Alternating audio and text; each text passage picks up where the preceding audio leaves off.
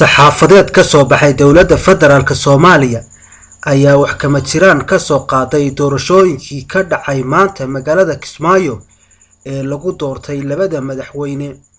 qoraalkan ka soo baxay wasaaradda arrimaha gudaha dowladda federaalk Soomaaliya ayaa lagu shaaciyay in dowladdu aysan aqoonsanayn dhammaan natiijooyinkii ka soo baxay doorashooyinkii ka dhacay Kismaayo.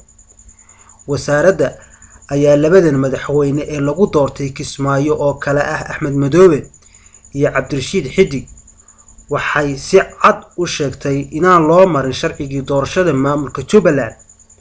dowladda Soomaaliya ayaa sheegtay inay aqoonsanaan doonto kaliya doorasho wada ogol ah oo lagu qanacsan yahay, xor iyo xalaal ah, isla markaana ay goobjooga ka yihiin dowladda federaalk Soomaaliya iyo beesha caalamka. Cabdiqani Cali Faarax, Macaaneeye, Kalson TV, Laascaanood.